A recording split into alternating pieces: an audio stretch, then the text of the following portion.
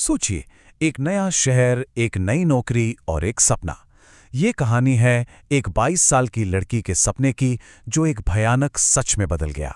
एक ऐसे घर की कहानी जिसकी कीमत सिर्फ किराया नहीं, कुछ और ही थी। तो चलिए इसी सवाल के साथ इस सच्ची घटना की तह तक चलते हैं। एक ऐसी कहानी जो किसी के भी रोंगटे खड़े कर सकती है। कहानी की शुरुआत होती है अनन्या के साथ, जो अपने सपनों को पंख देने के लिए एक नए शहर जयपुर में कदम रखती है। तो अनन्या अपने छोटे से शहर से निकलकर जयपुर आती है और उसे ऑफिस के पास ही एक फ्लैट मिल जाता है। और किराया इतना कम कि यकीन ही ना हो। मतलब पहली नज़र में तो ये एक परफेक्ट डील लग रही थी। पर बहुत जल्द ही उसे कुछ अजीब चीजें महसूस होने लगीं। सोसाइटी के लोग उसे घूरते रहते और कोई भी काम वाली बाई उसके घर में काम करने को तैयार नहीं होती थी। अनन्या ने इन सब बातों को नज़रअंदाज कर दिया, सोचा कि शायद नए लोगों के साथ ऐसा होता ही है। और यहीं से उन घटनाओं का सिलसिला शुरू हुआ जिनका कोई भी लॉजिकल जवाब नहीं था। एक ऐसी आवाज जो होकर भी नहीं थी। एक रात वो अपनी दोस्त मीरा से फोन पर बात कर रही थी। तभी अचानक मीरा ने उससे ये सवाल पूछा। अनन्या चौंक गई। उसने ध्यान से सुना, पर उसे तो कोई आवाज नहीं आ रही थी। और ये एक बार नहीं हुआ, बार बार हुआ। जो भी उसे रात में फोन करता, उसे एक बच्चे के जोर जोर से रोने की आवाज सुनाई देती। ये बात अनन्या को अंदर ही अंदर खाने लगी थी, क्योंकि उसे खुद कभी वो आवाज सुनाई नहीं दी। फिर आई वो रात। करीब 1 बजे अनन्या की नींद एक बच्चे के रोने की आवाज से टूट गई। और आवाज उसी के फ्लैट के अंदर से आ रही थी। पर जैसे ही उसने आंखें खोलीं, सब शांत, पिन ड्रॉप साइलेंस। उसने डरते डरते अंधेरे कमरे में नजर घुमाई और जो दिखा उससे उसकी सांसें अटक गईं। दरवाजे के पीछे एक छोटा बच्चा छिपा हुआ था और जैसे ही अनन्या की नजर उस पर पड़ी, वो गायब हो गया।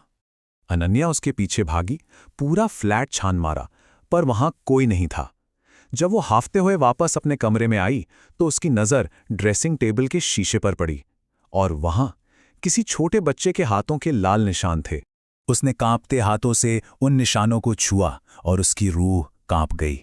वो निशान रंग या स्याही के नहीं थे, वो ताज़ा खून था। अब अनन्या को यकीन हो गया था कि वो इस घर में अकेली नहीं है। इस भयानक रात के बाद डरी सहमी अनन्या ने हिम्मत करके पड़ोसियों से उस फ्लैट के बारे में पूछने का फैसला किया। और जो राज उसे पता चला, वो किसी के भी होश उड़ाने के लिए काफी था। पड़ोसियों ने बताया कि अनन्या से पहले उस घर में एक बूढ़ी औरत रहती थी। कहते हैं वो काला जादू करती थी। उसके आने के बाद से ही सोसाइटी में अजीब अजीब घटनाएं होने लगीं। लोगों ने उसे पास के कब्रिस्तान से एक बच्चे की लाश निकालकर अपने घर ले जाते हुए भी देखा था। जब सोसाइटी के सेक्रेटरी ने उसे टोका तो अगले ही दिन सेक्रेटरी का कटा हुआ सिर मिला और उस सिर पर किसी छोटे बच्चे के नाखूनों के निशान थे। इसके बाद सोसाइटी वालों ने उसे जबरदस्ती घर से निकाल दिया। घर की तलाशी लेने पर अंदर से काले जादू के सामान के साथ एक बच्चे का कंकाल मिला। पड़ोसियों का मानना था कि उस बूढ़ी औरत ने सेक्रेटरी को मारने के लिए एक कच्चा कलवा बनाया था। ये शब्द अनन्या ने पहली बार सुना था। उसने कांपते हाथों से इसके बारे में इंटरनेट पर सर्च करना शुरू किया। कच्चा कलवा असल में काले जादू की दुनिया की एक बहुत ही घिनौनी सच्चाई है। ये एक ऐसे मासूम बच्चे की आत्मा होती है जिसे कोई तांत्रिक कब्र से निकालकर कुछ भयानक रस्मों के जरिए हमेशा के लिए अपना गुलाम बना लेता है। एक ऐसी आत्मा जो उसके हर आदेश का पालन करती है, चाहे वो किसी की जान लेने का ही क्यों ना हो। जैसे ही अनन्या ने यह सब पढ़ा, उसे एहसास हो गया कि वो कितनी बड़ी मुसीबत में फंस चुकी है। और ठीक उसी पल असली खौफ ने दरवाजे पर दस्तक दी। अचानक घर की लाइटें बंद हो गईं। घना अंधेरा। तभी अनन्या का दम घुटने लगा, जैसे किसी ने अपने छोटे छोटे मगर बहुत मजबूत हाथों से उसका गला दबा दिया हो। उसने अंधेरे में किचन की खिड़की के शीशे में अपनी परछाई देखी और उसकी गर्दन पर एक बच्चे के हाथों के निशान छप चुके थे। और तभी उसके बेडरूम से किसी के जोर जोर से रोने की आवाज आने लगी। जब अनन्या हिम्मत करके कमरे में गई तो उसने जो देखा उससे उसकी चीख निकल गई। उसकी अलमारी के ऊपर से एक बच्चे का सड़ा हुआ खौफनाक चेहरा नीचे झांक रहा था। उसके दांत नुकीले थे और नाखून लंबे और काले। वो अनन्या को देखकर भयानक तरीके से मुस्कुराया और फिर उस पर कूद पड़ा। अनन्या किसी तरह दरवाजा खोलकर बाहर की तरफ भागी, लेकिन लिफ्ट बंद थी। उसने पलटकर अपने घर की तरफ देखा तो लिविंग रूम में वही भयानक बच्चा खड़ा था, और धीरे धीरे लंगड़ाते हुए उसकी तरफ बढ़ रहा था। अनन्या की चीखें सुनकर सिक्योरिटी गार्ड मदद के लिए ऊपर भागा, लेकिन इससे पहले कि अनन्या उसे कुछ बता पाती, उसे एक जोरदार धक्का लगा और गार्ड की एक दिल दहला देने वाली चीख सुनाई दी। और फिर खामोशी।